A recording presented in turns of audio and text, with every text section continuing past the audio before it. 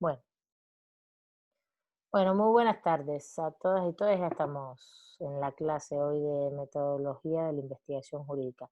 Vamos a seguir con el debate de las ciencias sociales.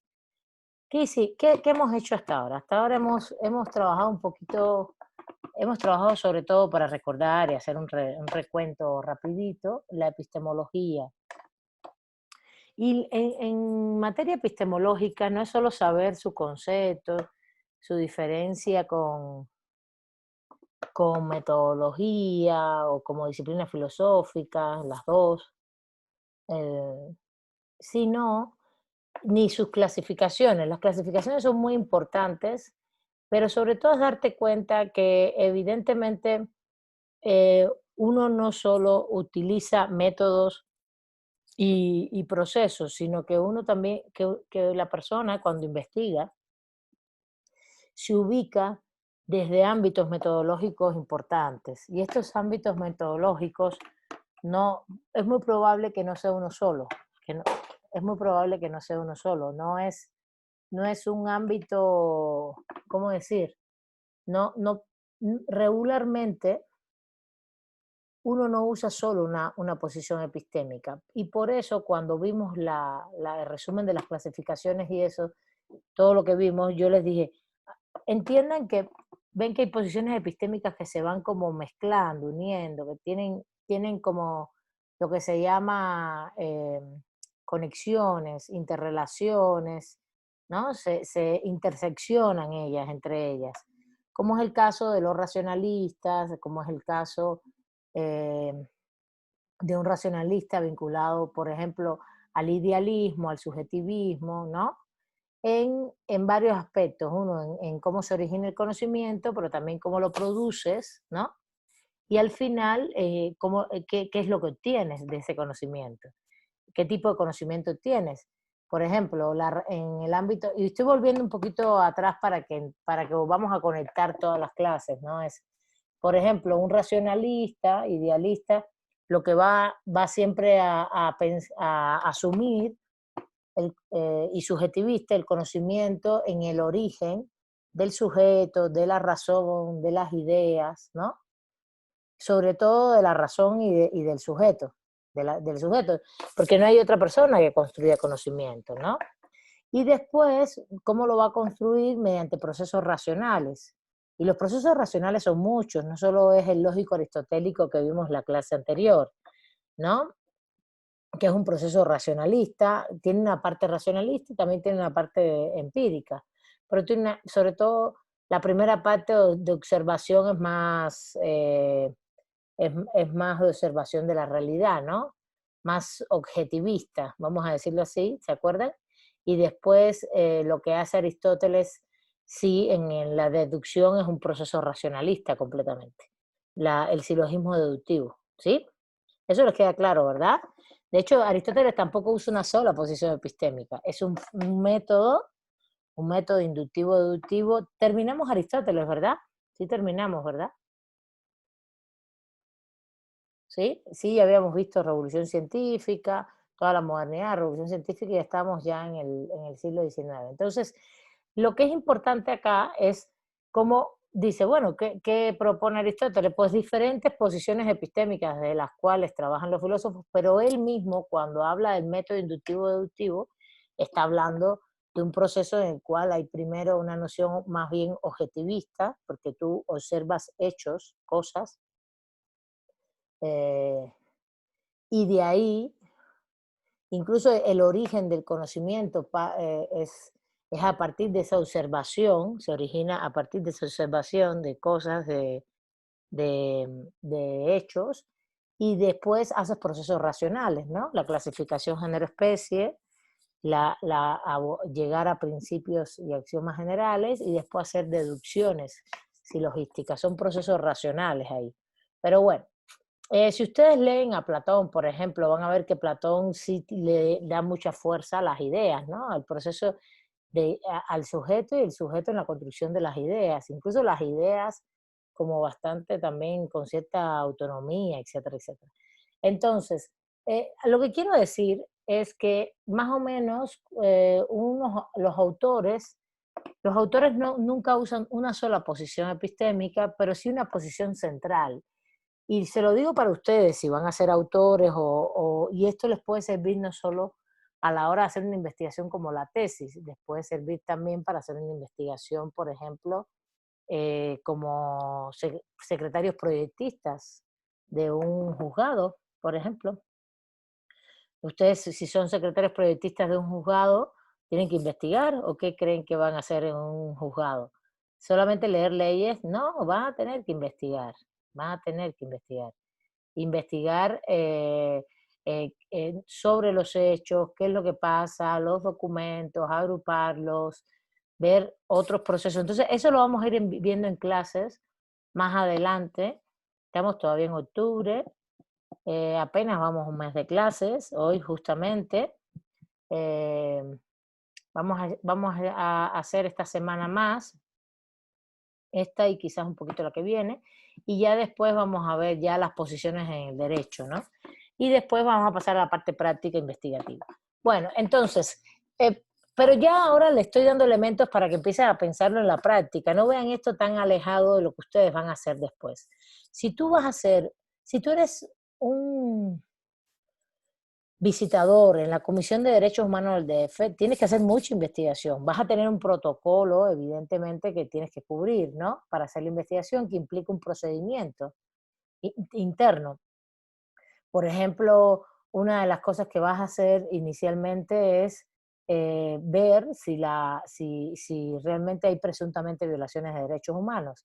¿Y qué es lo primero que haces para hacer eso? Pues hacer una entrevista a las víctimas o a la víctima o a, o- y los tienes que dialogar con ellos, tienes que saber hacer entrevistas, y para saber hacer entrevistas hay que saber hacer investigación. Estoy poniendo ejemplos, ¿no? Y entonces, bueno, volviendo al tema, claro, cuando tú ves el protocolo de la Comisión de Derechos Humanos del DF, vas a ver un protocolo que detrás hay una posición epistémica constructivista, crítica, empírica, ¿no? Incluso desde el punto de vista jurídico, garantista, que esa es otra cosa que ya veremos en su momento. No es que el garantismo sea una posición epistémica en sí, pero es la posición teórica que asumes para investigar todo. Por tanto, tú sabes que ya tienes que asumir estas posiciones. Y eso es un poco lo que estoy pretendiendo que entiendan, claro, primero hicimos las clasificaciones, pero esta cuestión abstracta puede quedar muy alejada. Ahora estamos haciendo un proceso de construcción histórica, viendo cómo se construyó esto en el mundo occidental, y justamente ya vimos qué es lo que planteó el primer paradigma, el primer paradigma de construcción del conocimiento, que es el aristotélico a nivel occidental. Vimos cómo esto continuó y siguió con la escolástica en el medioevo europeo, cómo llega la modernidad y cambia ese paradigma o esa noción de nuevo paradigma del conocimiento científico con la revolución científica, hace un paradigma racionalista empirista. Y ustedes dirán, pero Aristóteles también es racionalista, también y usa un poco la empiria. Sí, pero su lógica y forma de construir el conocimiento no le da tanto énfasis, le da peso a la racionalidad, pero también le da peso a la realidad de las cosas. Entonces le da peso a los objetos, le da peso a los hechos. Es muy plural el mundo helénico grecolatino, es muy plural. Mientras lo que va a pasar en la modernidad es que si hay una ruptura no con Aristóteles solamente, sino con el movimiento previo a ellos, que es el movimiento de construcción del conocimiento de la escolástica, que tiene posiciones aristotélicas muy profundas, pero también posiciones de fundamento de los primeros principios muy vinculados a una posición epistémica dogmática. ¿Cuál es la dogmática? Justamente que ya están los principios dados y que no varían. Y ahí es donde el parteaguas va a ser ese en la modernidad, justamente es el racionalismo y el empirismo basado en que el hombre es el centro de la razón y de la racionalidad, de los procesos racionales y de los procesos de construcción del conocimiento. pero ¿dónde los va a construir? En la experiencia que tiene. Y la experiencia no es una experiencia solamente de lo que ocurre en las cosas, sino de cómo la experiencia pasa, fíjense, el empirismo pasa por la experiencia del sujeto. No es solo una suma de hechos solamente, sino que tú experimentalmente vas a ver cuáles son los procesos que suceden, que se dan, que suceden. ¿Sí se entiende esto hasta ahora? ¿Sí o no? ¿Cómo van? Sí, ¿Bien? Bueno, entonces, eh, siguiendo esto, ya vimos la revolución científica, ya vimos el racionalismo y el empirismo como un proceso en el cual es muy importante, es muy relevante. eh, Voy a ponerles acá un documentito. Es muy relevante el proceso mediante el cual, se me quedó abajo, a ver, que no lo veo yo. Mediante el cual el racionalismo y el empirismo van a ser el centro de la construcción del conocimiento, aquí está, y, y el método científico que ya lo vimos, racional, sistemático, objetivo, universal, comprobable, que ya lo vimos en las clases anteriores, va a ser justamente todo el proceso mediante el cual va a primar para construir el conocimiento. Creo que también les dije que hay un proceso, este proceso de racionalidad empirismo tiene incidencia no solamente en los conocimientos, también tiene incidencia en las relaciones que se van a dar con la iglesia, por ejemplo, ¿no?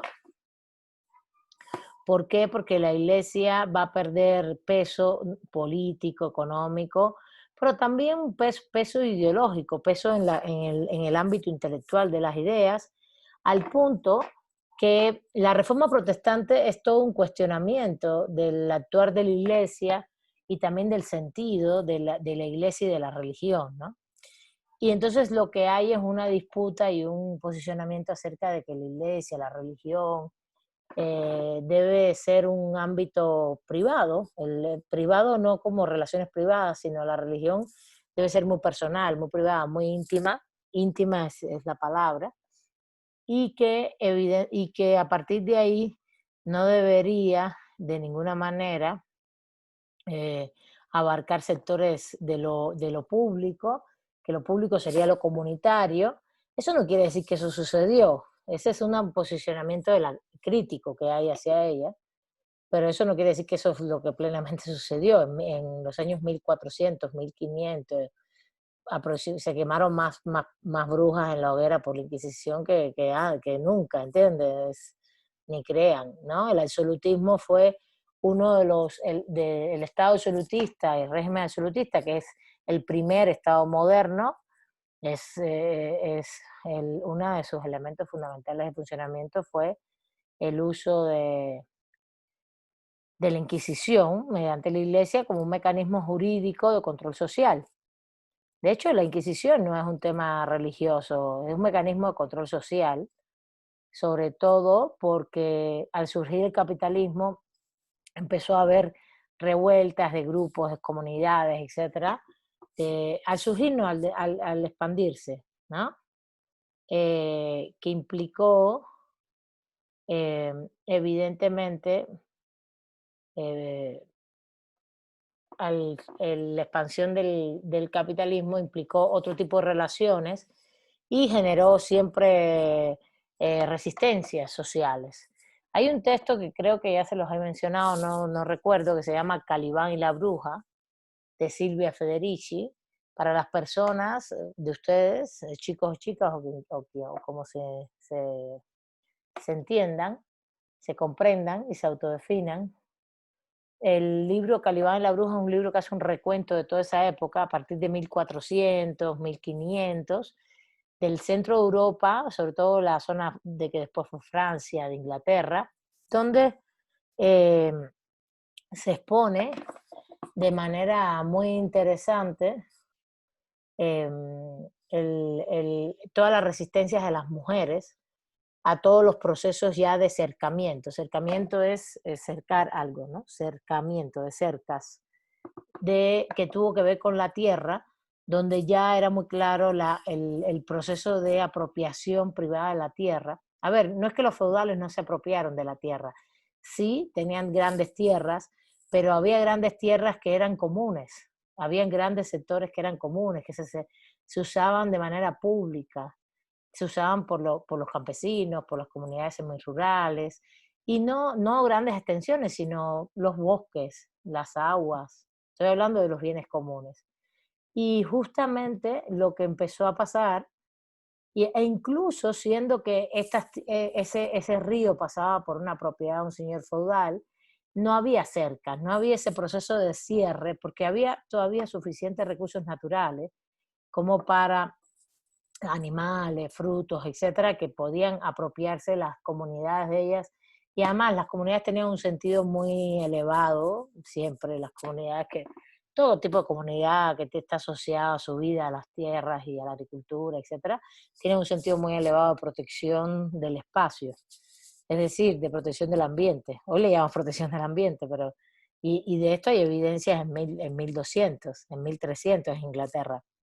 Hay una carta del bosque, eso seguro nadie se los mencionó en sistemas jurídicos, yo la doy en sistemas jurídicos, la famosa carta del bosque, que es la carta de los comunes, es como una hermana de la Carta Magna de 1215. Y les doy estos elementos para que vean que hay muchas otras cosas en materia jurídica, histórica, que regularmente, tradicionalmente no se ven, y que bueno, lo que les comentaba era que justamente en 1400, 1500 hubo muchas revueltas, sobre todo de mujeres. En ese libro Calibán y la bruja, precioso, de Silvia Federici, se expone justamente toda esa resistencia de esos grupos por el cercamiento de las tierras. ¿A qué me refiero con esto? Me refiero a que la modernidad y el capitalismo en su expansión. ¿Alguien quiere comentar algo? Hola, Jocelyn, por favor, si quieres, si alguien quiere comentar, me levanta la mano, yo aquí lo puedo ver.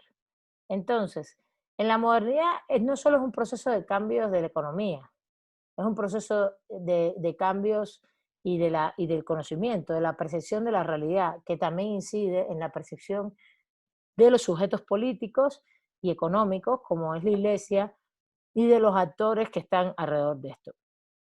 Por tanto, la racionalidad y la empiria llegan a, a todo el ámbito, a todos los ámbitos de la vida. Y ustedes dirán, pero la racionalidad llega a todos los ámbitos de la vida con ¿cómo se llama esto? Con lo que acabo de decir ahorita, que es que al final nos quemaban en la hoguera. Bueno, ese es el ejemplo de la contradicción de una sociedad, ¿no? De que por un lado puja la racionalidad, el empirismo, el constatar las cosas en la realidad, el construir desde los seres humanos el derecho, la política, etcétera, por un lado, y por otro lado está empujando los mecanismos todavía de sometimiento y dispositivos de sometimiento de la época. Y la iglesia no es que fuera un mecanismo medieval, la iglesia se convierte en un mecanismo del capitalismo también. Esa es otra cosa, siempre pensamos que la iglesia es un mecanismo, es un sujeto, no, lo que cambió fue ¿cómo es? Su estatus político económico. Dejó de ser el centro. Justamente cuando se dice el hombre pasa a ser el centro, es que la iglesia deja de ser el centro, pero no dejó de ser un actor político económico. E incluso lo que hace es subordinarse a la dinámica del capital. Por eso la queman a las brujas. Eso lo explica muy bien ese libro. La iglesia es un actor más dentro de ese proceso de modernidad capitalista. Y nosotros tenemos la idea que la iglesia es medieval y se acabó. No, la iglesia es un actor hoy también, político, económico, y de subjetividades, de creación de subjetividades, muy fuerte. Y en el siglo pasado y este siglo. Lo que pasa es que se transforma su forma de actuar, ¿no? La quema de las brujas tiene que ver con el proceso de la extensión del capitalismo y de los cercamientos. no tiene que ver con que, ay, son brujas y vamos a quemarlas porque van contra Dios, por Dios, no, para nada. Es una forma de control social.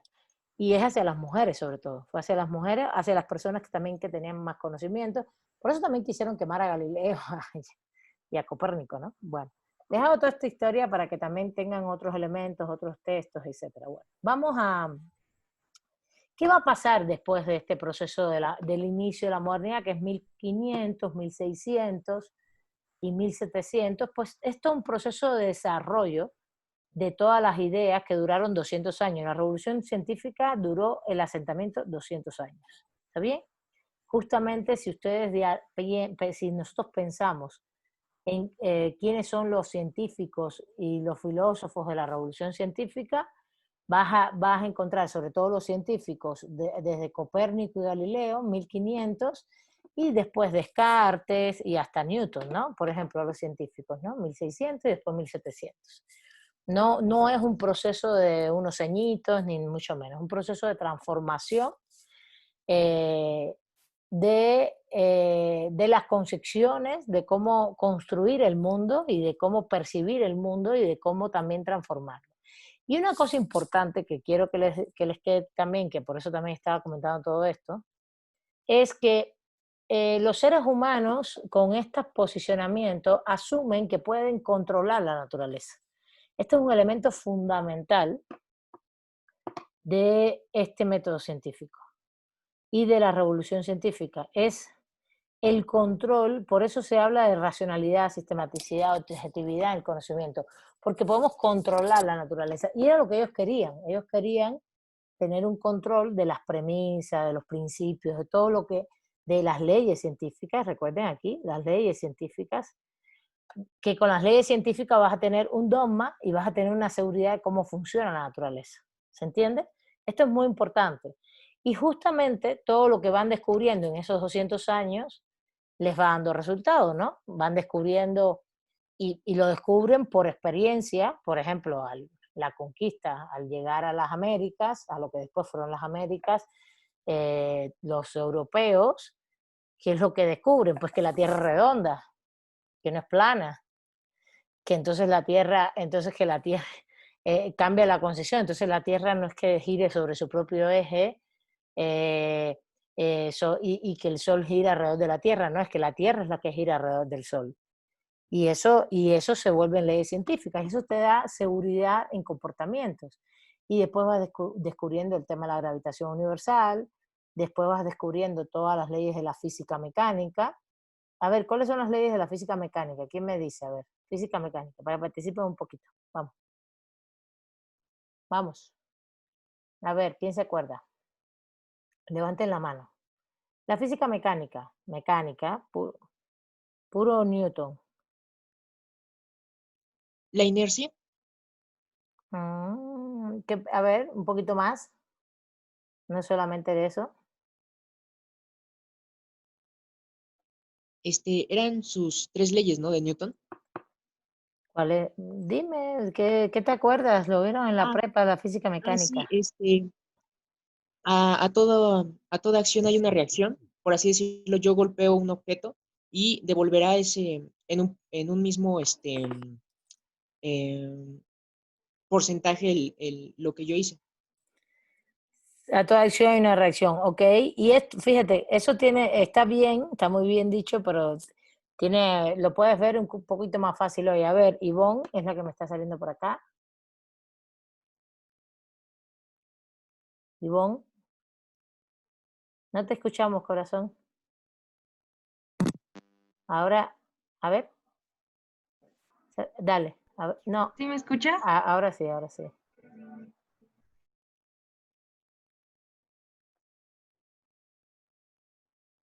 Hola. Ahora sí.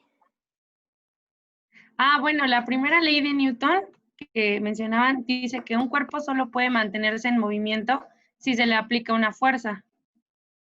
Ajá, entonces, ¿de qué estamos hablando en la física? A ver, ¿de qué categorías? ¿Quién me dice? ¿Cuáles son las categorías de la física mecánica? Esa es de inercia, perdón. ¿Me pueden hablar de las categorías físicas, de lo que tú construyes con las fórmulas, no solo de la inercia? La inercia sí es la ley de la inercia, pero las categorías, las que comprenden todo el proceso de la física mecánica, todo lo que se mide, qué se mide. A ver si se acuerdan. Lo están diciendo, pero quieren hacerse los sofisticados de la física. Por Dios. Son las leyes de movimiento. La inercia no es otra cosa que las leyes de movimiento de los cuerpos. Movimiento, peso, velocidad. Por Dios. Es movimiento, peso, velocidad. Es la física mecánica tiene que ver con todo lo que sea. A ver, adelante. No, que también era aceleración. Aceleración, exacto. Sí, velocidad. Angélica, estética no. ¿Estética? No. ¿En la física? No. Dinámica. Dinámica sí, que es todo el proceso de dinamismo, del movimiento de los cuerpos, y de los medios. Justamente, ahora, ¿por qué estoy comentando esto? Porque quiero llegar al punto de lo que pasa ya en el debate de las ciencias sociales. El problema es que todo este descubrimiento de las leyes de la física, ¿en qué incidió? A ver, ¿quién me dice cuál es el proceso histórico en el cual va a estar inmerso? Ah, la estática, gracias, la estática. Gracias, sí, muy bien. Estática, muy bien. Sí, es un cuerpo por ejemplo, un cuerpo que no esté en movimiento, que implica, ¿no? Peso, pero un cuerpo en movimiento, ya el movimiento es velocidad, fuerza de rozamiento, en función de su peso, en función de la acción y la reacción. Y fíjense, ahí acaban de decir uno de los elementos fundamentales que tampoco les había comentado de la revolución científica, que es la causa-efecto. La causa-efecto, ¿no? Tú empujas a alguien, ahí sí es, cuando tú empujas a alguien, provocas que ese cuerpo se mueva y genere una reacción, ¿no? Lo que acaban de comentar ustedes, ¿no? En este sentido, las 4 causas de la epistémicas estas que plantea Aristóteles son obviadas completamente en la revolución científica. No existen ya, no existen más. Esto es muy importante. ¿Por qué? Porque lo único que interesa es la causa-efecto. Justamente las causas que provocan, ¿qué causa provoca tal efecto? Y de ahí vienen todas las preguntas del conocimiento, del conocimiento científico. Por ejemplo, ¿cuál es la causa que provoca que cada cuerpo que está en el medio acuoso, que es donde vivimos en la Tierra, porque hay aire, etcétera, etcétera, siempre cae supuestamente hacia la Tierra? ¿Por qué? Esa es la pregunta que se hace. Y esa pregunta es una pregunta racional, no es una pregunta empírica, ¿se dan cuenta? Pero es algo que tú estás viendo en la realidad, pero es una pregunta racional. Tú dices, tú observaste hace mucho que todos los cuerpos en un espacio, y se dice acuoso, no vacío, porque vacío sería una campana, ¿no? Es el famoso experimento de la campana, que es donde los cuerpos pierden el peso. Pero, ¿cuál es la causa que provoca realmente que siempre caigan hacia la Tierra o que sean atraídos hacia la Tierra? Y ahí es donde esta pregunta que genera, sí, Monet, claro, claro, que sé que es la gravedad. Estoy diciendo cómo lo piensan ellos, cómo lo pensaron. Y justamente es la gravedad, como dice Monet, justamente pero eso lo fueron descubriendo. Eso lo descubrieron y lo convirtieron en ley científica, pero primero se hicieron la pregunta hipotética. Y entonces una de las cosas que hacen es comprobar en muchos espacios, en diversos espacios, comprobar que siempre los cuerpos son atraídos en este caso, hacia el centro de la Tierra. Son atraídos hacia la Tierra. Y por tanto generas en un momento determinado la ley de gravedad. Esto es una forma de usar, es el método científico, una forma de usar toda la arqueología del racionalismo, empirismo desde el punto de vista epistémico, pero el método científico en sí y toda la preguntas y buscando respuestas, es un proceso de causalidad, de causa-efecto. Esto es muy importante, porque la causa-efecto, no lo tengo puesto acá, pero fíjense, habría que agregarlo en esta parte. La causa-efecto es uno de los elementos fundamentales que incluye este modelo, este nuevo paradigma del conocimiento. Porque justamente lo que hace es que elimina los procesos de causalidad aristotélica. Eso sí, no los considera importantes. ¿Está bien? ¿Alguna duda hasta aquí, compañeras, compañeros? ¿Alguien quiere levantar la mano, comentar algo? Adelante.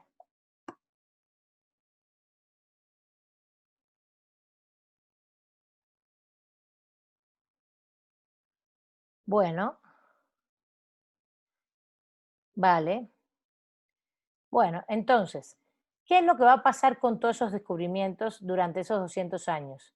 Esos descubrimientos van a tener una consecuencia, esos descubrimientos científicos, esas leyes de la física mecánica. Esa física mecánica va a tener una consecuencia en la práctica. A ver, ¿quién me dice qué pasa entre el siglo XVIII y XIX en Europa? A ver, ¿qué procesos sociales y políticos, históricos pasan en el centro de Europa e importantes y económicos que generan un nuevo cambio? No va a ser un cambio, no va a haber un cambio de paradigma del conocimiento, pero sí va a haber cambios en todos los procesos políticos, ideológicos, económicos. ¿Quién me dice? A ver. Yo, profesora. Adelante, Justiniani. Claro que sí. Según yo recuerdo, durante esos siglos va a haber un proceso de ilustración que va a apoyar a muchos, o el siglo de las luces, que Sí, muy va a bien. traer muchos cambios en la forma de pensar. La ciencia cada vez más va a estar más metida en las grandes esferas de la sociedad y va a empezarse a ir por un camino que desafortunadamente desembocaría hasta lo que sería la Primera Guerra Mundial, pero obviamente antes de eso va a haber un proceso de imperialismo. ¿Qué Por quiere decir el proceso de imperialismo? No, te me fuiste muy adelante. No, no, no, no. No, muy adelante. A ver, les voy a compartir un momentito el whiteboard, este, no, el imperialismo incluso es un proceso a principios del siglo XX. Y yo estoy hablando del siglo XVIII, que está muy bien, pero te comiste todo el siglo XIX. ¿Y el siglo XIX qué pasó con él? ¿No pasó nada o qué?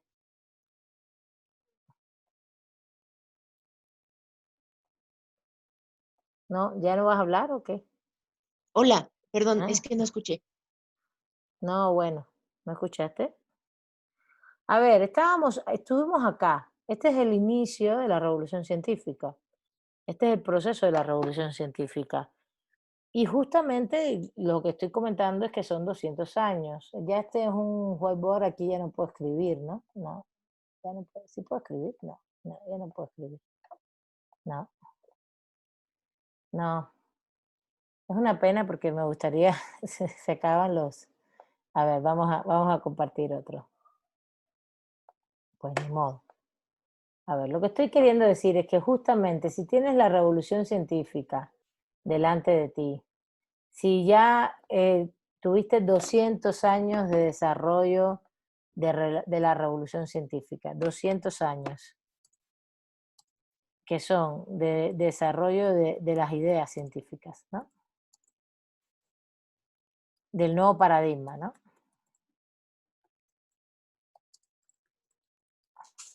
Profesora, Adelante, a ver, ¿puedo dígame usted. participar? Bueno, Sí, uno de los acontecimientos que ocurrió en esos siglos que usted menciona es la Revolución Industrial. Con muy ella, bien. pues, uno de los inventos más importantes fue la creación de la máquina de vapor. Y también, bueno, posterior a eso surgió lo de la Revolución Francesa, que también es un acontecimiento muy marcado en la historia. Muy bien, muy bien. Justamente eso es lo que estoy buscando. A ver, la Ilustración es el proceso del siglo XVIII, que es el siglo de las luces, como bien dijo, por eso la gran novela de Alejo Carpentier se llama El siglo de las luces, tiene que ver con ese siglo, el siglo de oro español, por ejemplo, que es todo, bueno, el siglo de las luces es la Ilustración, el siglo de oro español es sobre literatura. Y el siglo de oro español, no estoy tan segura que sea el 17, tendré que buscarlo. Habría que ver con Diosito Google si no estoy diciendo una barbaridad. Pero el siglo de oro de las luces, se le llama así el siglo XVIII por la Ilustración, por el movimiento de la Ilustración. Pero justamente, muy bien, lo que plantea, ¿quién fue quien habló? Porque no vi, disculpa. Abigail, profesora. Sí, yo. Abigail, muchas Aquí estoy. gracias. Sí. No, el siglo de oro español es mucho antes, ¿no? Es mucho antes, disculpen. Sí, no voy a decir el siglo de oro español, me acordé.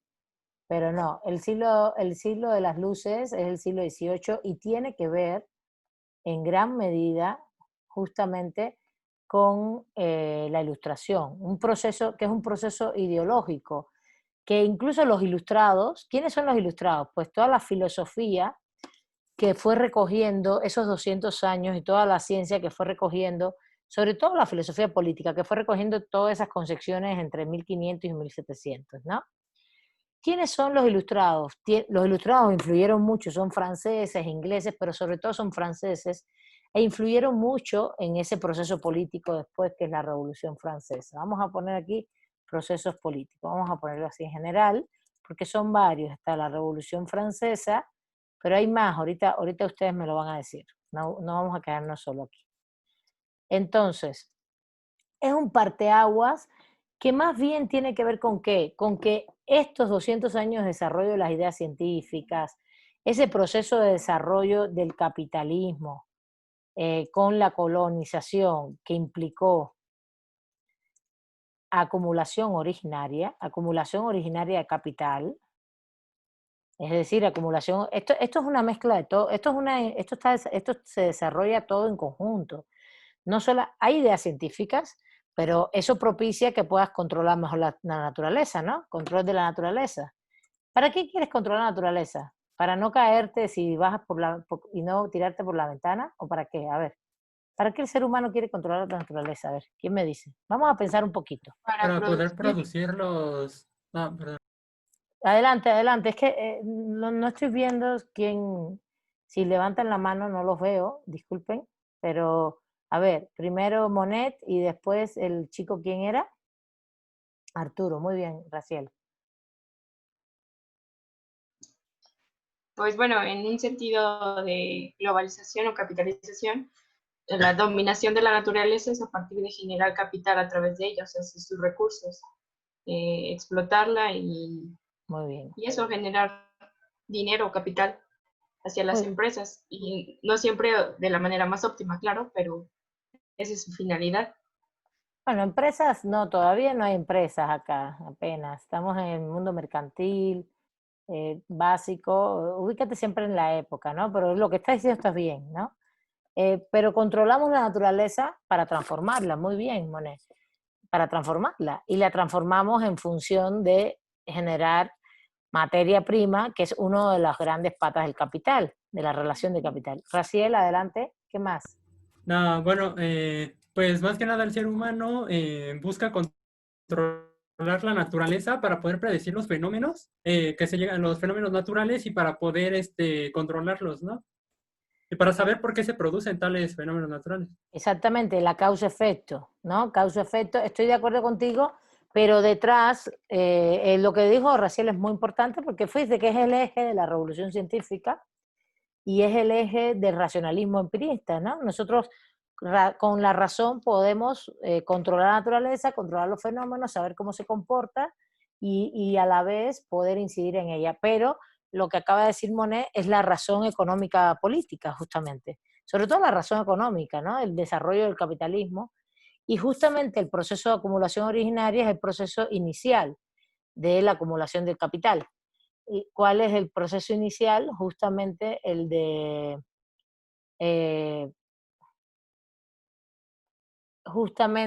el proceso de la acumulación, estaba leyendo lo que ustedes me pusieron, de la acumulación originaria es el proceso de justamente de extracción de materia prima, por ejemplo, que extrajeron de las colonias, extrajeron oro, plata, madera, ¿no? Y mediante una explotación laboral, de fuerza laboral, que no mediaba el salario inicialmente, ¿no? Sino que mediaban formas esclavistas y feudales. Pero eso es parte del capitalismo. El capitalismo subsume dentro de su forma capitalista inicialmente en la forma de acumulación originaria, subsume internamente formas esclavistas y feudales también. Por eso, por ejemplo, cuando tú hablas cuando uno habla ¿cómo se llama?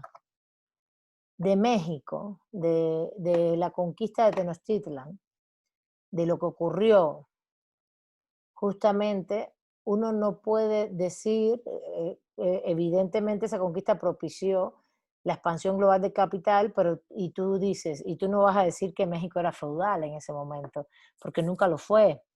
Lo que México va a tener específicamente empezar un desarrollo del capitalismo desde un proceso de acumulación originaria, donde la forma en México más de subsunción del capital, de extracción de fuerza laboral fue mediante la servidumbre, que es una forma feudalizante, pero no es que haya un feudalismo como modo de producción, era capitalismo a nivel global. Y en el caso cubano era esclavismo, nunca fue feudalizante, porque como se extinguió la población muy rápidamente, lo que pasó fue que trajeron esclavos. Entonces, en América Latina estas formas de expresión son diferentes. En el caso de, por ejemplo, lo que fue después Estados Unidos de América, pues mataron a los grupos, los mataron, y entonces como el territorio es tan amplio, los grupos se dispersaron, los grupos aborígenes. Los mataron, hubo un genocidio, un etnocidio, y fueron ocupando ellos los espacios, si bien que tenían los aborígenes, o si bien espacios nuevos, porque era mucho territorio, por eso las 13 colonias, son 13 colonias, 13 espacios que fueron ocupando a partir del 1600 aproximadamente, cuando llega el primer barco, el famoso Mayflower. Entonces, son formas diferentes de conquista, son formas diferentes de apropiación de la riqueza y de explotación del trabajo, pero están dentro del sistema mundo capitalista. La fábrica llega después, justamente. La fábrica llega después y llega producto de lo que acaba de decir Abigail, muy bien Abigail, de la revolución industrial. La revolución industrial es la que propicia las fábricas. Y propicia evidentemente producto de las máquinas. No, más bien la revolución industrial propicia las máquinas y las máquinas nos abren el espacio de producción de las fábricas y genera que haya una clase social que se llama proletariado, que siempre ha existido, no más que en este momento, para el siglo XIX, justamente. La revolución industrial se tiene históricamente prevista como en 1760, a partir de Inglaterra. Ese proletariado no es que no exista, de hecho la palabra proletari viene del latín. Había proletarios en Roma antigua.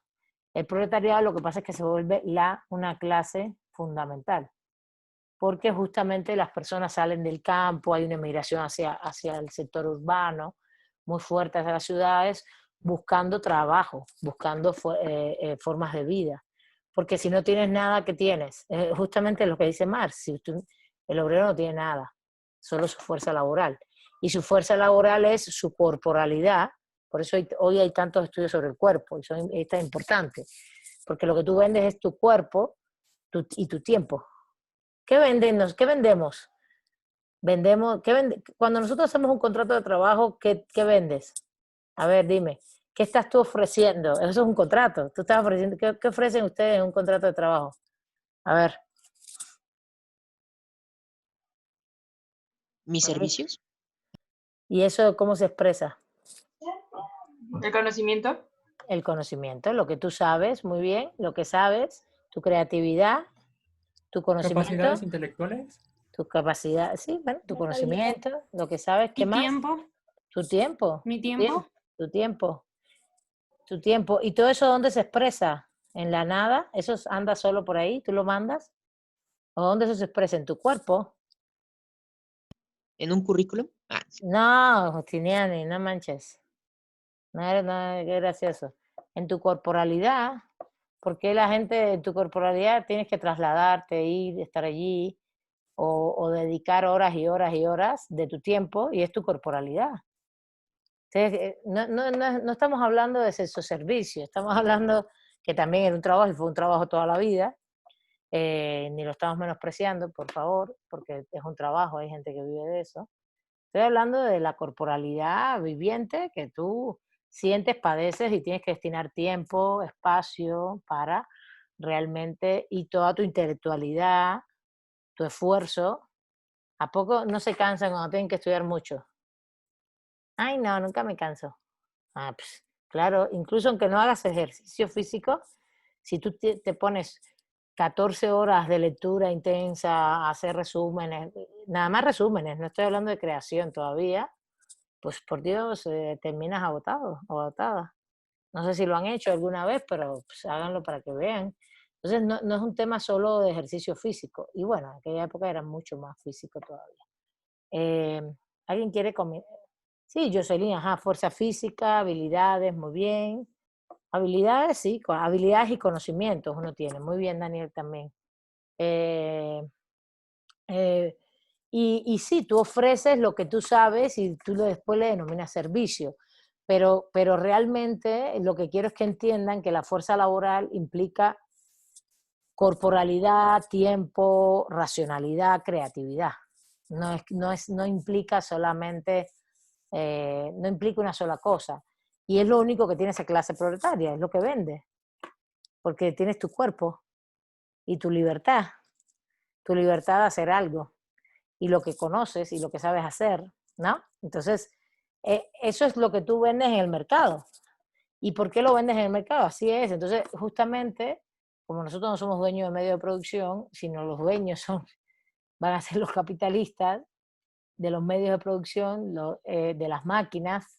¿De qué son dueños? De la tecnología, de las máquinas, de las fábricas, ¿no? Y nosotros vamos a ser contratados como fuerza laboral, ¿no? Entonces, nos vamos a constituir en la clase fundamental junto a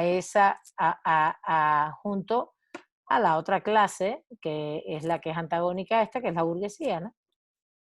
Ustedes dirán, ¿y por qué Milay está hablando de todo esto? Son las clases fundamentales. Eso no quiere decir que no deja de haber campesinos, sí, sigue habiendo campesinos, sigue habiendo muchos. ¿Y por qué estoy hablando de todo esto? Porque quiero que entiendan el contexto en el cual se da el debate de las ciencias sociales. Es un contexto, ahora vamos para allá, vamos a terminar el contexto. 200 años de ideas de revolución científica, control de la naturaleza, acumulación originaria, que nos llevó justamente, y eso no, aquí dejé el guión y no lo terminé, nos llevó a la revolución industrial. Esto es algo que siempre digo. La revolución científica, la revolución industrial es hija de la revolución científica. Es su hija predilecta. La revolución industrial es la aplicación de las leyes de la ciencia, de la física mecánica. El construir una máquina, el construir todas las máquinas, el construir la máquina de vapor, las máquinas textiles, el telégrafo, los ferrocarriles, después todo lo que tenía que ver con la noción de tiempo, etcétera, de temporalidades, todo eso viene de la revolución científica. El tiempo en Newton, por ejemplo, el tiempo absoluto, todas las leyes, todo se expresa en toda la tecnología.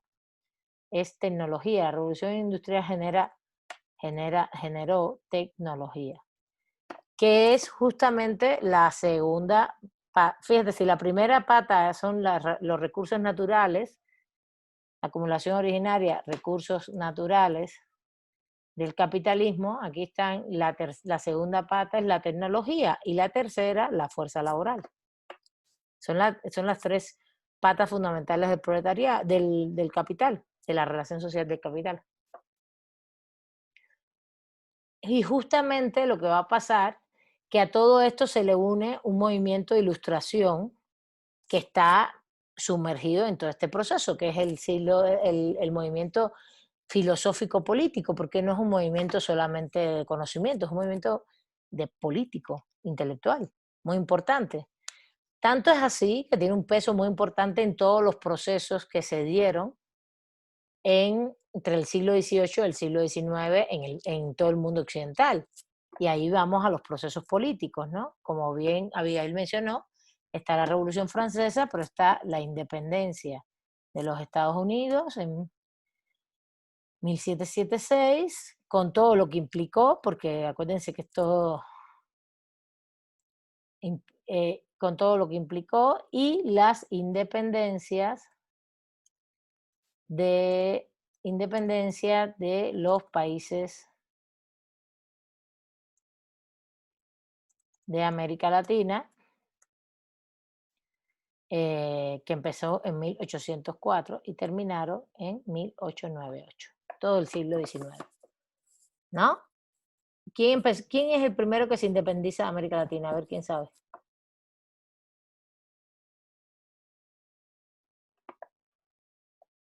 A ver, ¿no saben dónde están?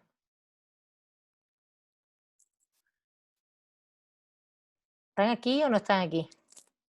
Ya se aburrieron. Sí, pero no sabemos. ¿Fue Colombia? No, ¿verdad? ¿Y México cuándo se independiza? 1810. 1821. 1821. Entonces Profesora, ¿no fue Estados Unidos? no es el primero, 1804, estoy poniendo aquí que es el primero, ¿eh? Profesora, Haití. Haití, ¿no? Sí, es Gracias, Haití. ¿ves? Haití, muy bien, Raciel. Y también la otra compañera, ¿no? ¿Y quién fue el último en 1898? A ver. Perú. Caribe. Todo lo que es Sudamérica se independiza de la misma forma, en el mismo proceso, a partir del proceso de Bolívar, todo el proceso de liberación. Bueno, no solo Bolívar, son los tres héroes, ¿no? El de Chile, Bolívar con todo Colombia, Bolivia, toda la zona andina. Por eso Bolivia se llama Bolivia, por Bolívar. A ver, Alberto. Sí, fue Cuba, ¿no? Fue una de las últimas Exacto, provincias que perdió España ya cuando estaba en su declive. muy bien, exactamente. De hecho, empezó en el Caribe y terminó en el Caribe, los procesos de independencia. Estados Unidos, la compañera que preguntó, míralo aquí, es 1776, ahí está puesto. Es el primero, sí, pero el primero de América, pero estábamos hablando de América Latina. Y realmente, claro, la Revolución Francesa y la independencia de Estados Unidos son las que más influyen en los procesos nuestros, eso está clarísimo. Eso está muy claro. Y en México sí tenemos el 21, pero empezó mucho antes. Y todos son procesos similares, excepto Cuba, que se extendió mucho, porque claro, el tema es que en el Caribe está separado del continente, y Cuba fue muy, ¿cómo decir?, mimada por España hasta 1860. A Cuba llegaron, por ejemplo, Cuba no tenía, la esclavitud se elimina en la década de los 70, pero era un país que no era de prácticas feudalizantes y sí tenía esclavos, pero había mucho desarrollo.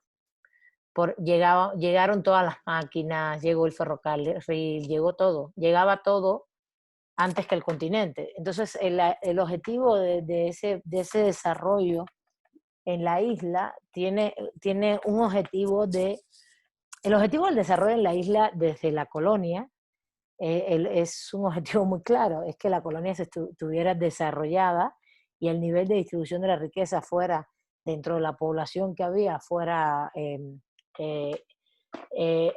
tonos espléndidos en función de que no se rebelaran contra la colonia, porque por su posición geopolítica, una posición muy importante. Cuba si estás en Cuba tienes una posición hacia Estados Unidos, hacia el sur, hacia el centro, Centroamérica, hacia todos lados.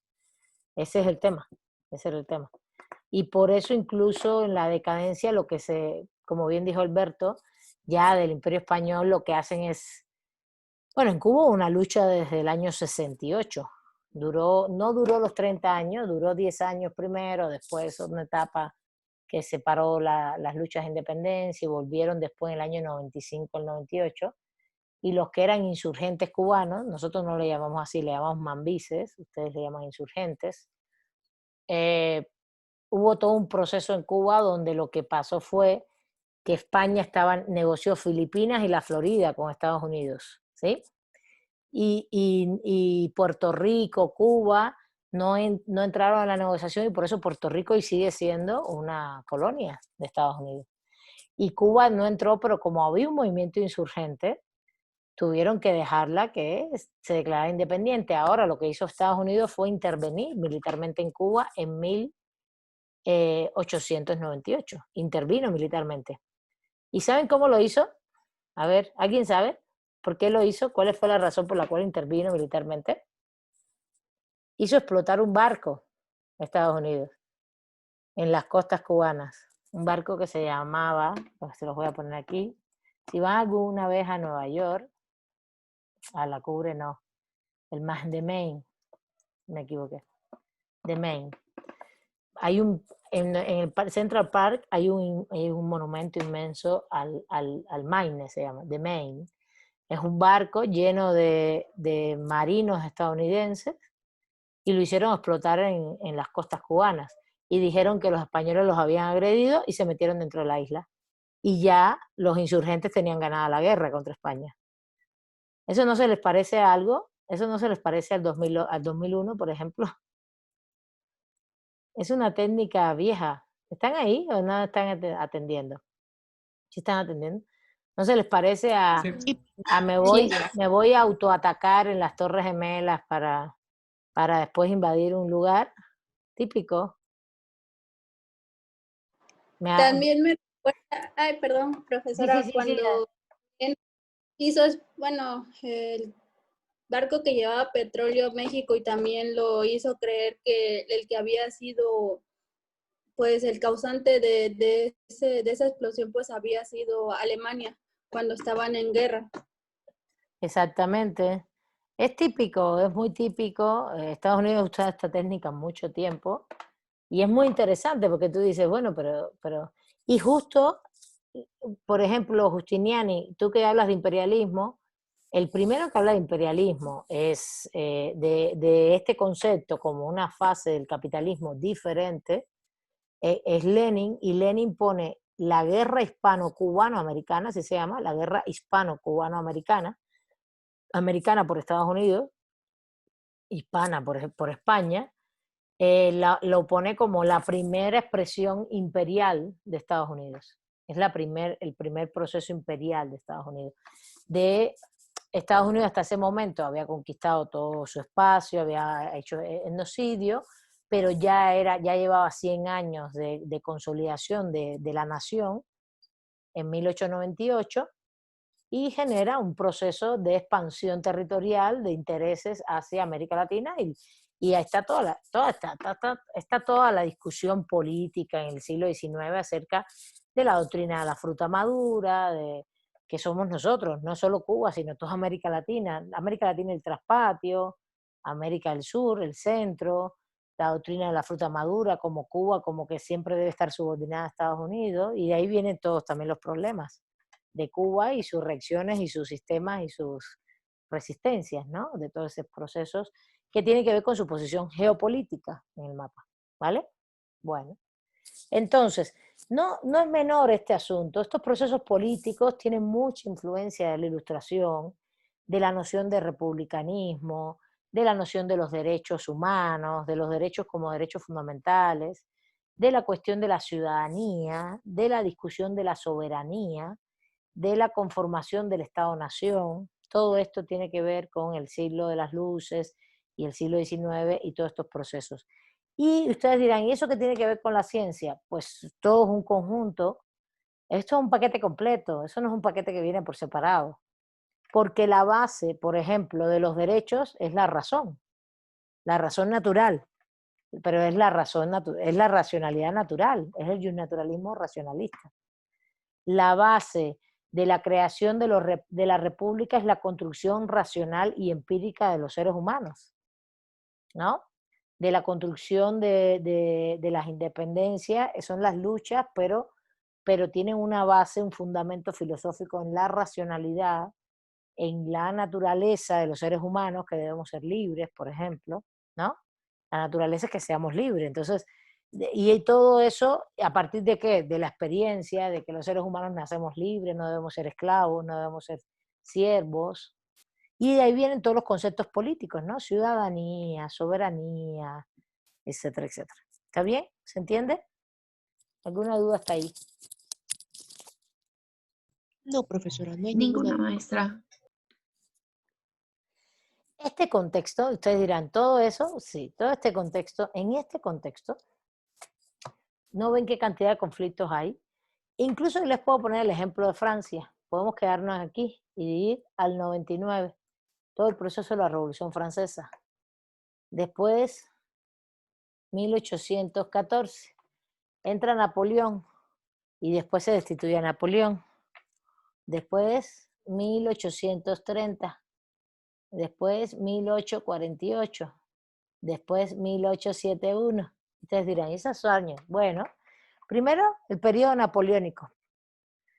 Justamente después de la Revolución Francesa viene el periodo napoleónico. Después del periodo napoleónico viene la restauración del 14 al 30, de la restauración de lo que se llama restauración de la monarquía, que lo hace después en el 30 y de nuevo un proceso de contradicciones, de revolución, de sacar a la monarquía y de poner de nuevo una república.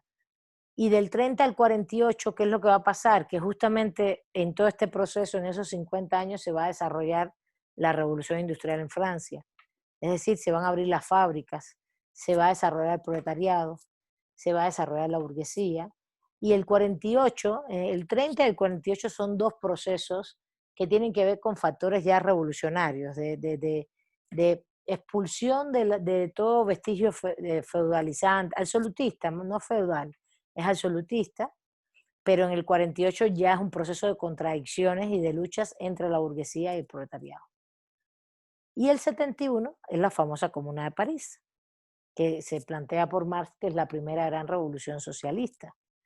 Sí, no es la del 17, es la del 71, la Comuna de París en Francia, que fue aplastada, duró 3 meses, pero entonces este contexto francés, todo este proceso que estoy diciendo a nivel occidental, pero este contexto francés es muy importante para entender por qué los científicos y los filósofos se empezaron a preguntar el primer punto. Si controlamos la naturaleza, ¿cómo controlamos la sociedad? ¿Y cuál fue la respuesta? A ver, ¿quién me dice? ¿Cuál fue la respuesta? ¿Cuál fue la respuesta que se dieron? Estoy hablando, la lectura no les da todo el proceso histórico, pero sí les dice más o menos cómo se fue construyendo el conocimiento, ¿no? La lectura que ya leyeron de José María Mardones. ¿Cuál fue la respuesta para decir cómo vamos a controlar la sociedad desde el punto de vista evidentemente científico? No, podría ser con el positivismo mediante métodos. Muy bien, exactamente, Raciel. Positivismo filosófico. Y ahí es donde surge el positivismo filosófico. Con Émile Durkheim,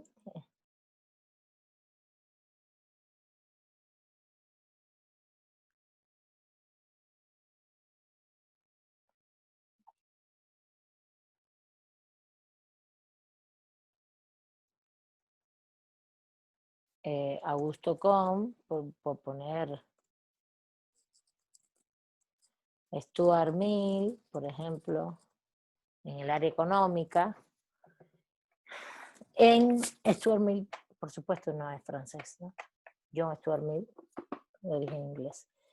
¿Qué es lo que se preguntan? Pues justamente es eso, es, bueno, si pudimos controlar la naturaleza mediante la ciencia, podemos controlar evidentemente la sociedad también desde el punto de vista científico. Y se genera el debate de las ciencias sociales. Las ciencias sociales empiezan a tener un debate. ¿Qué es lo que está dentro de las ciencias humanas y sociales?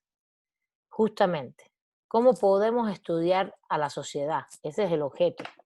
El objeto es cómo podemos estudiar a la sociedad, ¿no?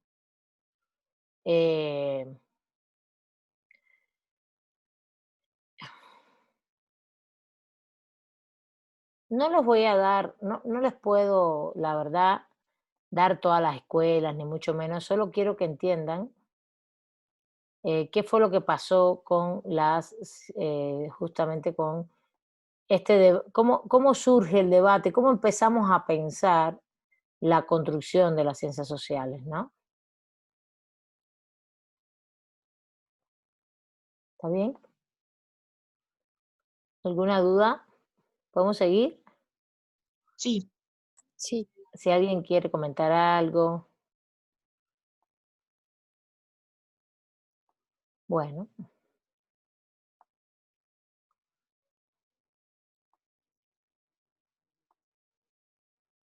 Bueno, justamente es la posición empírico-analítica, se le conoce, la posición empírico-positivista, y ya hablamos de todo el proceso histórico y aquí tenemos los 4 principios. ¿Quién me explica los 4 principios del positivismo?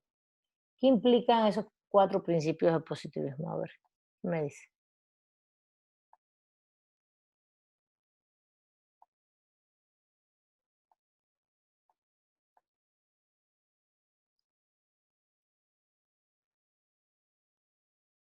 Se supone que ya lo leyeron, ¿no? ¿Ustedes creen ¿Sí que me no? escucha, profesora? Sí, adelante, Ivonne. Bueno, a mí me gustaría hablar del primer punto, que es el monismo metodológico. Muy bien. Ellos decían que solamente había una unidad de método, porque decían que la ciencia solo podía tener una explicación, o sea, que solo se podía entender de una forma. Ujú. Muy bien, muy bien. Por tanto, esa unidad de método implica un solo método, ¿no? Sí, exacto, un solo método, y como ya tenían el método que conocían en las ciencias naturales, creyeron que sería buena idea aplicarlo en las ciencias sociales. Muy bien, perfecto. Entonces, justamente el ideal, ya explicaste el ideal metodológico. ¿Cuál es el método ideal? El de las ciencias naturales, ¿no? El de las ciencias naturales. Justamente el de las ciencias naturales es el ideal metodológico y ese es el segundo principio. Muy bien. ¿Y los otros 2 principios? ¿Quién me los explica? A ver. Yo. Adelante. Bueno, el otro que habla sobre la Arely. explicación, habla sobre la explicación causal y en ese la lectura menciona que va a ser una característica de la explicación científica y va a responder el por qué y se va a basar en buscar leyes generales. Muy bien. De hecho, es la famosa causa-efecto, ¿no? La famosa causa-efecto, el Erklärung. Vamos a explicar qué pasa en la realidad social y vamos a buscar las causas y los efectos de los fenómenos. Muy bien. Y el último, ¿quién me comenta? A ver. Yo estoy apuntando las participaciones, recuerden que es parte de la evaluación, ¿eh?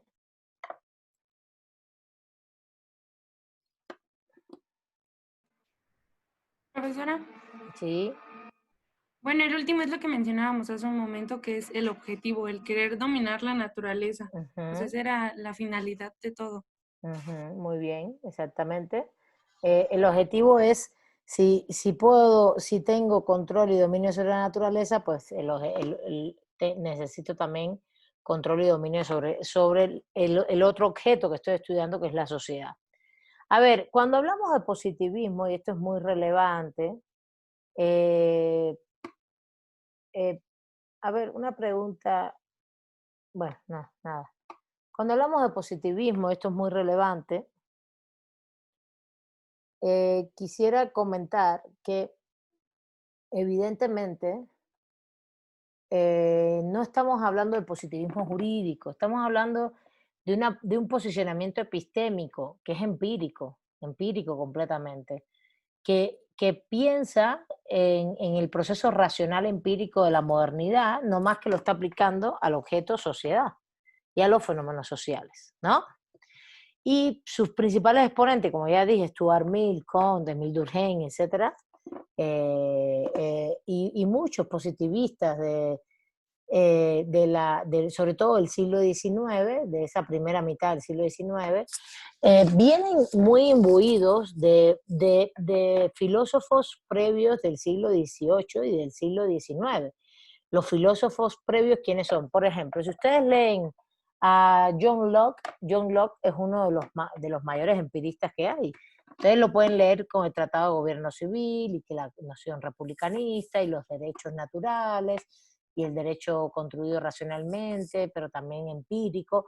Fíjate, John Locke no habla de un derecho construido desde la racionalidad, sino desde la empiria. Por eso la gente dice que es el padre de la propiedad privada, pero en mi criterio eso es un gran error.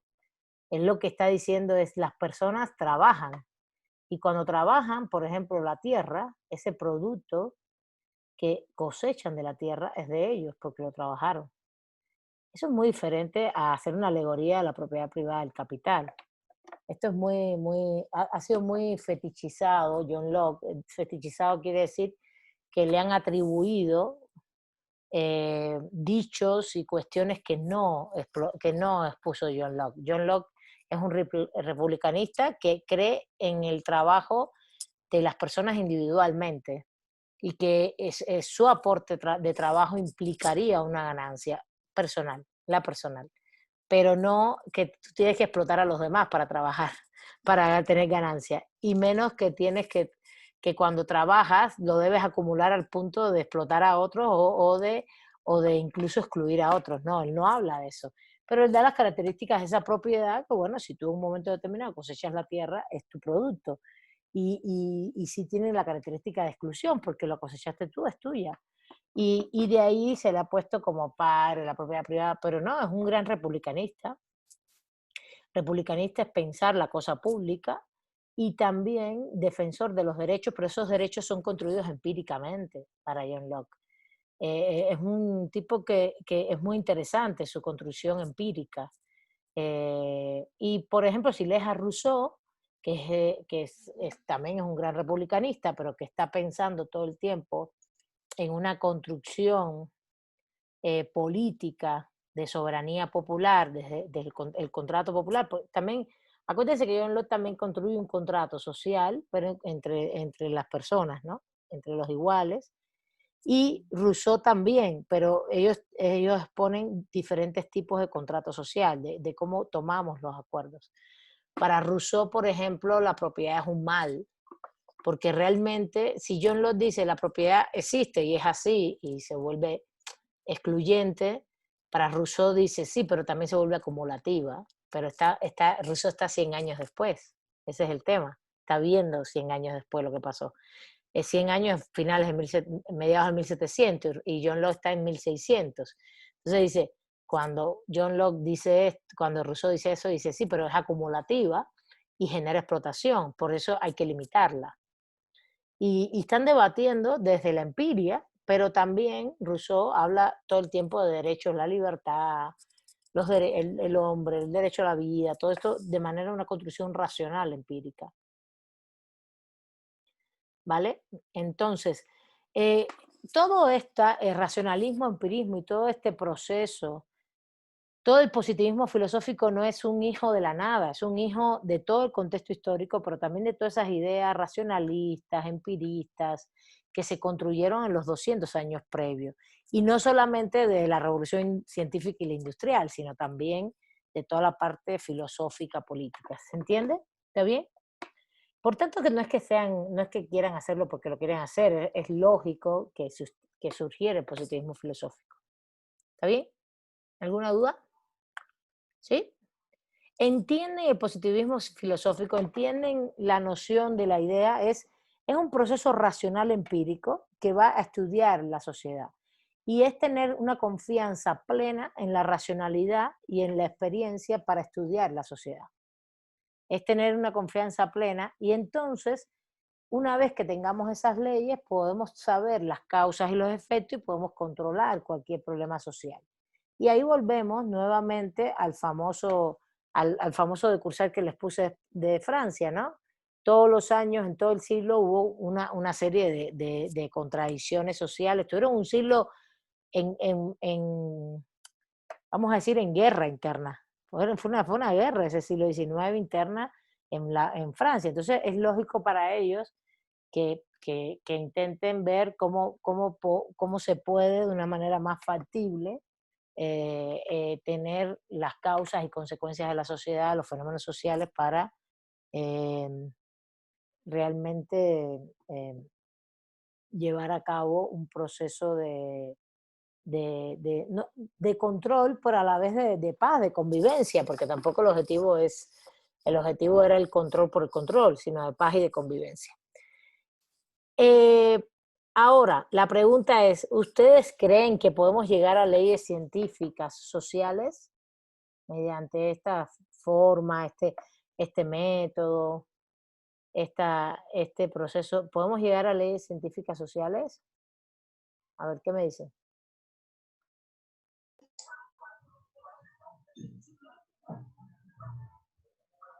A ver, adelante. No sé, Raquel, ¿quién iba a hablar? Yo, Monet. maestra. Bueno, adelante. Raquel. Y Monet después. Adelante. Bueno, considero que no, porque para llegar a una ciencia social, bueno, los métodos son diferentes, ¿no? O sea, puede que para llegar a una ciencia social no siempre cubramos los parámetros que nos pide el método científico. Entonces, pues una ciencia, una ley social y una ley científica, pues a mi parecer llevan procedimientos muy diferentes. Muy bien. ¿Qué más dice, por ejemplo? Muy bien. ¿Qué más? Yo también digo que no. ¿Y no hay nadie que diga que sí?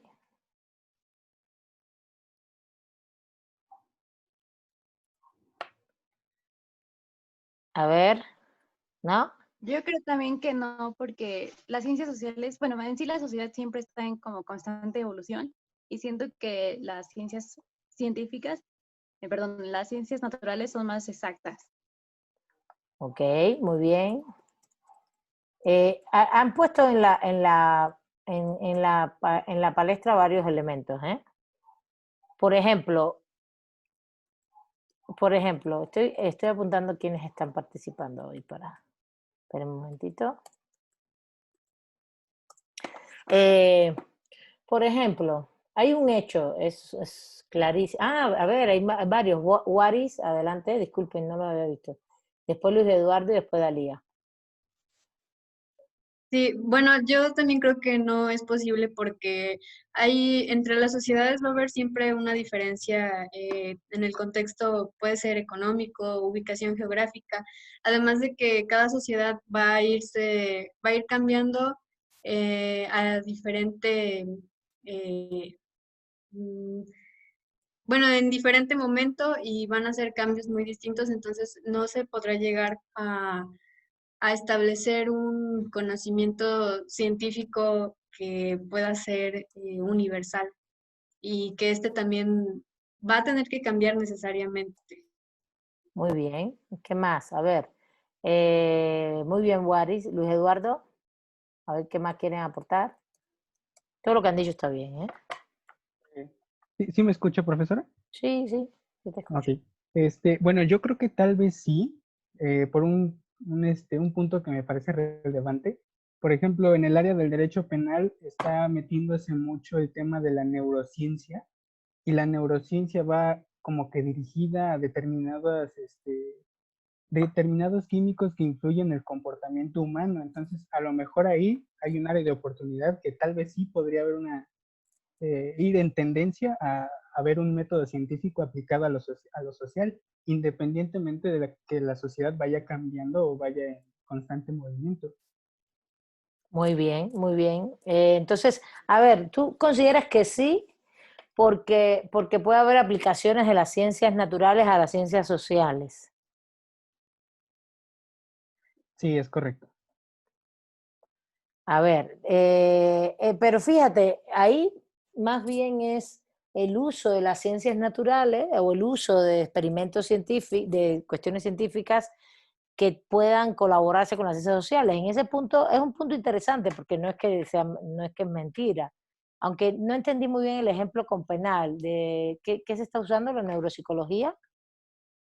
Es que disculpen, acaba de nacer mi sobrino y me mandaron una foto y me entretuve. Acaban de nacer, de verdad, acaban de nacer. Qué chulada, ando muy bien. Bueno, ya, les comparto mi alegría entre tantas jodas que es esta pandemia. Porque Felicidades. sí, acaba de nacer. Bueno, ese es de uno de mis mejores amigos acá. Nació hace unos minutos. La foto es de las 4:40, qué bonito. Ay, con este mundo tan feo, pero bueno. Pero nada, está bonito, está bonito. Siempre pienso en eso, de que el mundo está tremendo, pero bueno, se adelantó y iban a hacer hoy. Está perfecto, mi chamaquín. Bueno, a ver, adelante. Volvemos un momentito ya, Luis Eduardo. ¿Cómo tú aplicas cómo es el tema este de lo penal para entenderlo mejor? Disculpa. Sí, bueno, es como un tema que está como entrando en debate, pero Sí. básicamente ahí empezaron con experimentos, por ejemplo, en ratones de pradera, en roedores principalmente, que el comportamiento de determinados roedores era que después de cierto tiempo abandonaban a sus hijos, bueno, de cierta clase de roedores, ¿no? Después empezaron a aplicar la neurociencia inyectándoles determinada sustancia química, y después el resultado de esto fue que tuvieron un comportamiento distinto, como que los volvieron fieles. Entonces, es en esa parte como del comportamiento, hay mucho debate porque creen que tal vez se podría aplicar en nosotros como seres humanos, y entonces tal vez ahora los jueces ya no serían litigantes o en dogmática penal o especialistas en derecho, sino tal vez químicos o científicos. Ahí como que empieza a haber un debate muy interesante. Ya, bueno, pero mucho cuidado y por eso te pedí que lo repitieras, porque mucho cuidado con la experimentación esta neurocientífica y la aplicación en los seres humanos y más en el derecho penal, porque entonces estás a ver, yo por eso te pedí que lo repitieras y quería acotarlo y como estaba un poquito entretenida acá, mucho cuidado porque entonces lo que siempre se plantea es que hay problemas mentales en las personas. No estoy hablando de psiquiátricos, sino hay mucho de esto, por ejemplo, en el DSM-4, que es el comportamiento antisocial, se le llama, ¿no? Que es un diagnóstico de personalidad antisocial, que la persona regularmente, cuando vienes a ver, puede ser que tenga depresión, unipolar, bipolar, y tenga sobre todo o borderline, que es como se le llama, el comportamiento de la personalidad antisocial, borderline, como en la línea, ¿no? En el borde de lo que es moralmente aceptado, socialmente aceptado. Y el otro punto es el punto también de que sí, de que pueden tener, por ejemplo, un poquito de esto que le da a los chicos, a los niños, y que, bueno, al final también se expresa en el adulto, pero de otras maneras, porque el adulto racionaliza más entiende que tiene, por ejemplo, una cierta disfuncionalidad que te lleva a ser disléxico. La dislexia puede ser a la hora de hablar, puede ser a la hora de escribir, y te lleva también el niño este que es inquieto, ahora se me olvidó el nombre, que es muy inquieto, no puede estar, no se concentra. ¿Hiperactivo? Sí, hiperactivo, pero... ¿Déficit de atención? Exactamente. La hiperactividad es una cosa que podemos tener todos porque tenemos mucha energía y podemos tener incluso muchos niños, lo que tienes es que ponerlos a hacer ejercicios físicos.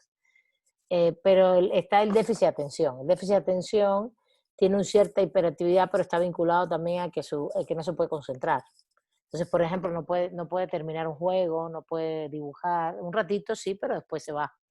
Y eso hay que vigilarlo, porque muchos niños lo tienen, pero a donde voy es cuidado con asociar todo esto al tema penal.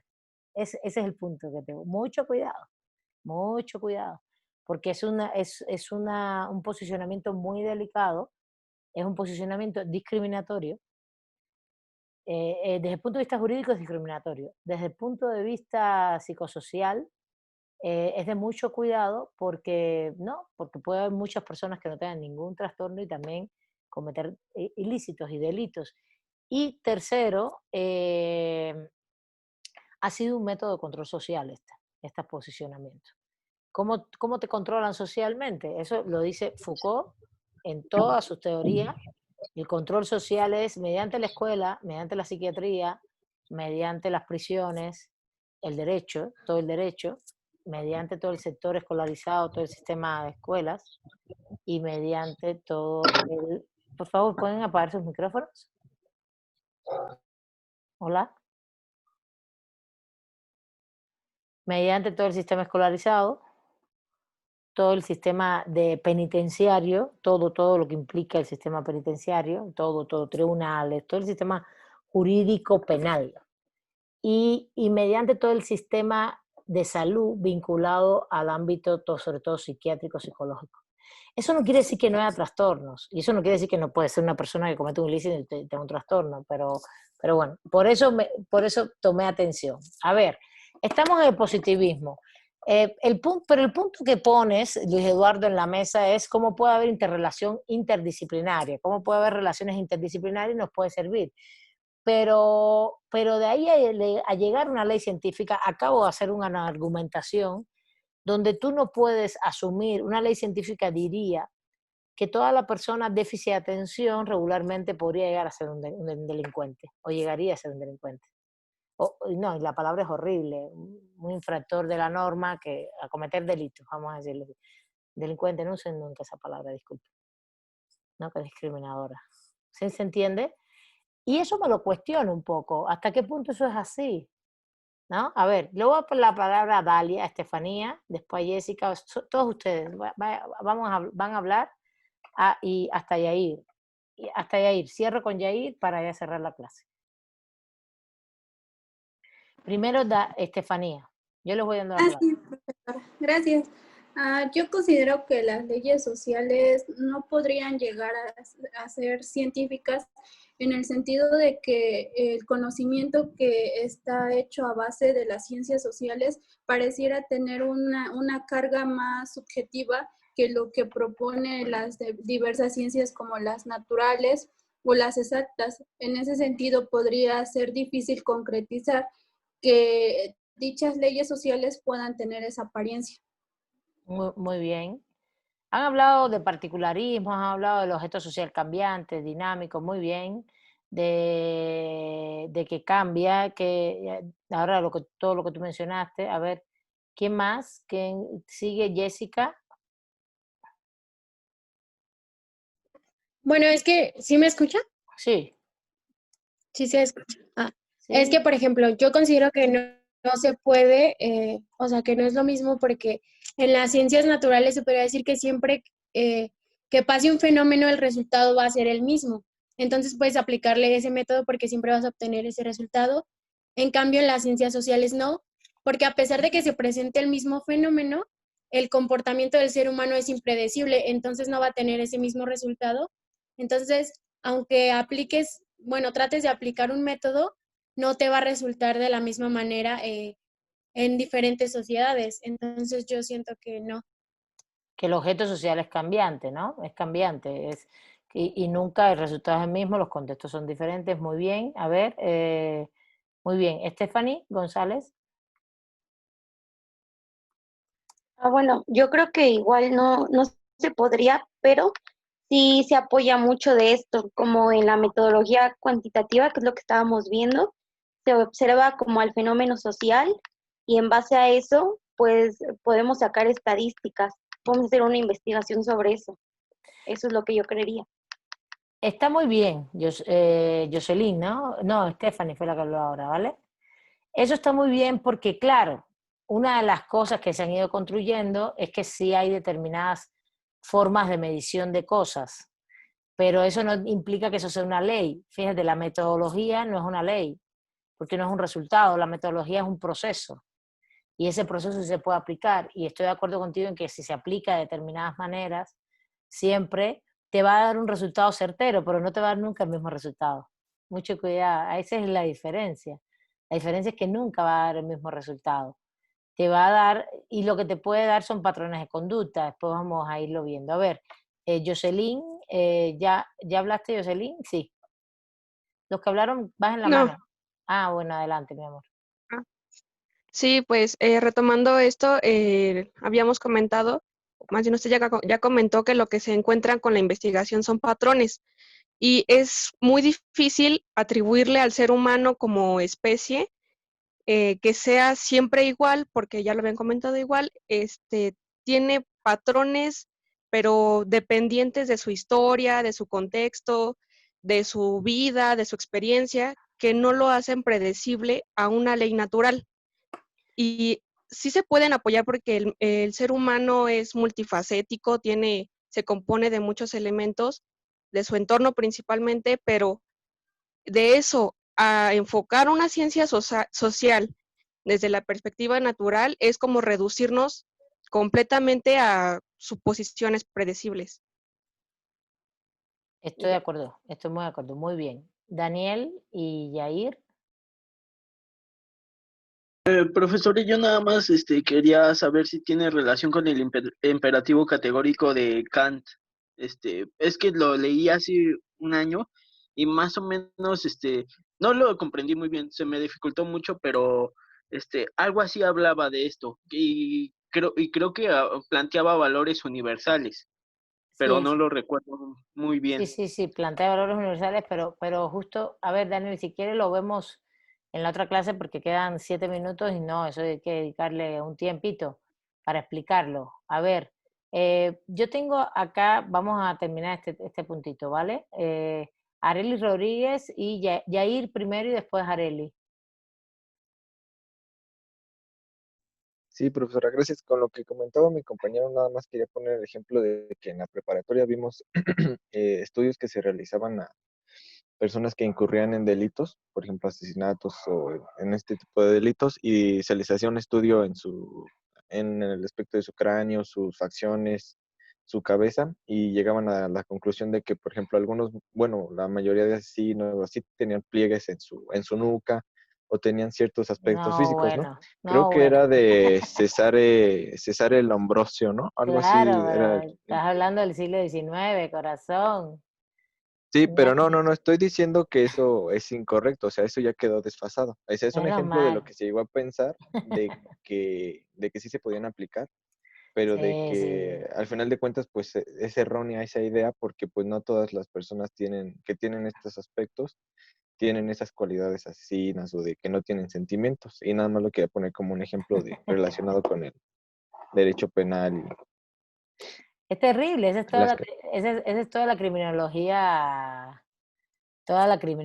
esta basada en el fenotipo, que al final todos eran negros de origen étnico, y es un tema racial, es un tema de discriminación total.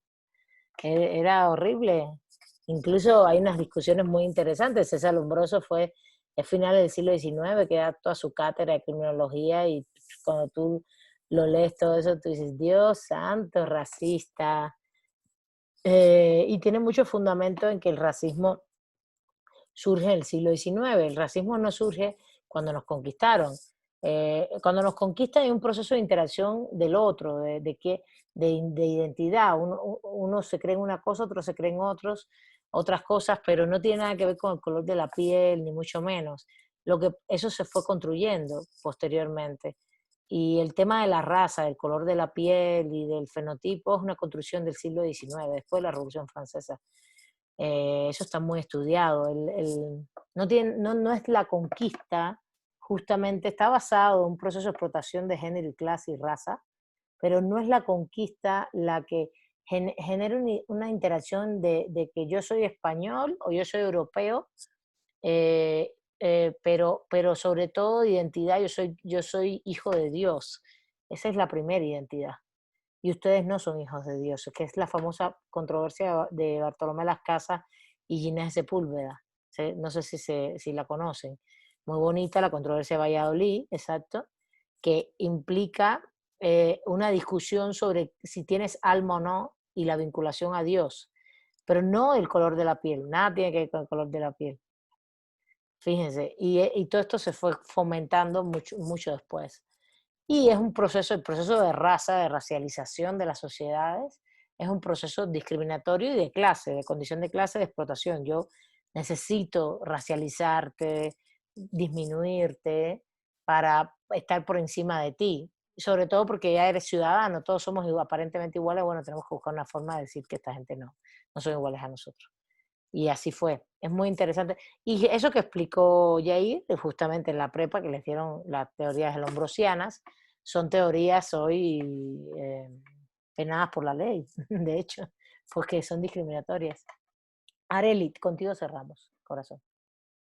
Sí, bueno, solo para complementar, sí podríamos hablar de un tipo método científico para la sociedad, pero solamente yo creo que sí es aplicado a un grupo muy selecto de personas que tengan como características particulares o se comporten de manera similar, porque volvemos a lo mismo que se mencionó hace rato, el contexto social, el contexto histórico y las costumbres que hay en cada sociedad y en cada parte o en cada persona del país van a ser como un poco imposible que se pueda aplicar un mismo método o una misma regla para todos. Estoy de acuerdo. Fíjense, todos los ejemplos que han puesto, está muy bien todo lo que han dicho, van a tener que ver con dos temas. Un tema es una asociación de pensar la relación interdisciplinaria, ciencias naturales, fenómenos sociales, donde no puedes llegar a una ley social, pero vas a poder aplicar estas leyes científicas naturales hacia lo social. Y el otro punto que han abordado es el tema metodológico ustedes. Sí podemos aplicar métodos sociológicos, empíricos, claro. ¿Usamos métodos científicos? Claro. Y en eso estamos plenamente de acuerdo, claro que los vamos a usar. Va a estar muy interesante, claro que está muy bien, pero el proceso es, el cuestionamiento es el resultado de ese proceso. Y ahí han dado ustedes todos los elementos. El objeto que estás estudiando, que es social, es cambiante, es dinámico, los resultados van a ser siempre diferentes, incluso aunque haya patrones de conducta. ¿Puedes determinar patrones de conducta sociales? Sí. ¿Cuáles son los patrones de conducta? No es el delito y estas cosas. Bueno, por ejemplo, un patrón de conducta puede ser que en determinadas comunidades que hay mucha población, no hay mucha pobreza, hay grandes conflictos sociales, no hay acceso a la educación, no hay acceso a cultura, hay una serie de factores psicosociales que generan mayor violencia, por ejemplo. Eso sí, son patrones de conducta que uno puede ir determinando, pero nunca se van a expresar igual en un lugar o en otro. Y más que leyes, son patrones de conducta desde los cuales tú lo que vas a decir es, bueno, vamos a tratar de medir acá cómo se dan las condiciones de conflictividad social, ¿no? Y vamos a ver cómo se dan las condiciones de violencia. Pero eso no quita que que pueda haber, que haya un poco más de feminicidio, que haya más feminicidio en Ecatepec, no quita que en la Ciudad de México no hay feminicidio, hay también feminicidios, ¿no? Y que haya la cantidad de feminicidios que hay en México, no quita que no haya en otros lugares del mundo, aunque sea menor. y que las causas incluso puedan ser parecidas del patriarcado, de una serie de elementos, sí, esos son patrones de conducta, pero no puedes hacer una ley científica, la medición siempre tiene que ser casuística, cada caso, cada caso. Y ahí es donde hacemos clic y decimos que no. ¿Y quiénes fueron los que dijeron que no? Pues la tradición hermenéutica, que es la gran primer polémica entre el positivismo filosófico y los hermeneutas del siglo XIX. Y aquí lo dejamos. Estuvo buenísimo. Me da mucho gusto que estén atentas y atentos. Yo estoy organizando ahí las listas y que participen. Y nos vemos el jueves. El jueves vamos a ir, yo voy a ir dando un cierre ya de este tema porque yo me puedo alargar mucho y podemos estar este semestre hablando de todas estas escuelas y de los autores y meternos muy bonito. Pero no. La idea es que tengan ustedes la base solamente. El jueves voy a dar la hermenéutica y voy a ir cerrando. Ya se acabó la clase. Voy a ir cerrando todo el proceso de, sobre todo de estas polémicas y hasta dónde llegamos para que nos sirva para el derecho, que es lo que más nos interesa, y hasta dónde ha llegado estas polémicas y estos diálogos con el derecho, ¿vale? Entonces nos vemos el jueves, ¿va? Nos vemos, profesora. Gracias.